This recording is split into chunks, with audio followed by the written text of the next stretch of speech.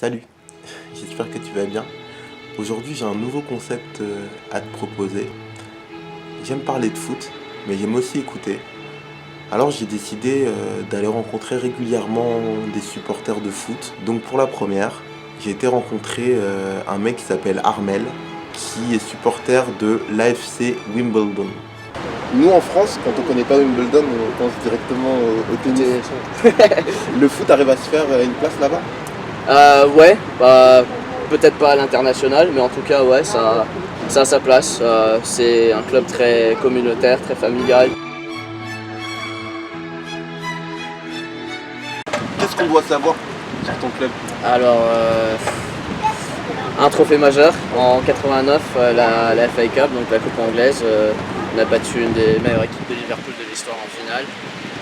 C'est une équipe qui jouait un bon foot anglais, du gardien jusqu'à l'attaquant avec un petit coup. Ouais, non, plus genre bath and rush. C'était vraiment des violents, ils étaient appelés le Crazy Gang. C'était vraiment des coups de coude. Vinnie Jones, là, qui est devenu acteur maintenant, qui fait toujours le hard man dans les films, bah, c'était notre capitaine pendant les années. Je prenais des cartons, des gros tags de partout. Et c'est un peu l'ambiance du club, quoi. Il y avait un club de Wimbledon à la base qui s'est divisé en deux. Et donc d'un côté il y a l'AFC et de l'autre il y a MK Wimbledon, c'est ça? Ouais. Eux, j'aime pas trop prononcer leur nom, je les aime pas trop. C'est une affaire bizarre, c'était une première pour le football anglais, peut-être même à l'international, qu'un club soit déplacé par le président.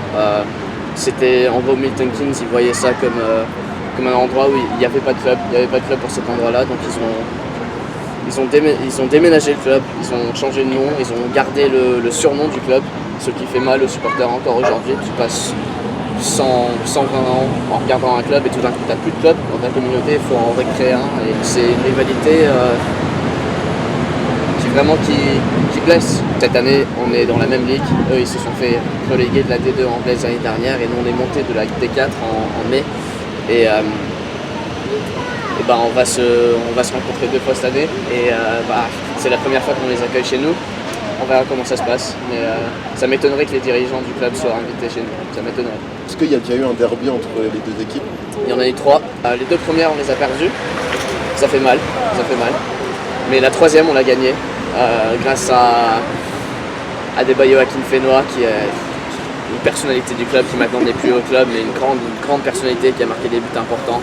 Pas le meilleur joueur du monde, mais très fort comme personnalité. C'est un des seuls joueurs qui est connu en dehors de la D1.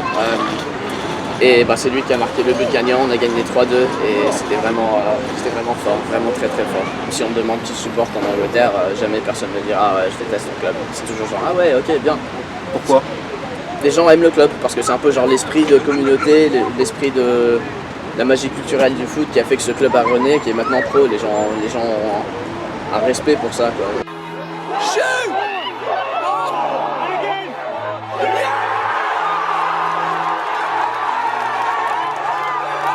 Qu'est-ce qui reste de l'ancien club chez vous? Et qu'est-ce qui reste? Alors les titres sont restés chez nous, l'histoire du club sont restés chez nous. On a eu un procès et on a gagné. Et du coup, toute notre historique est restée avec nous.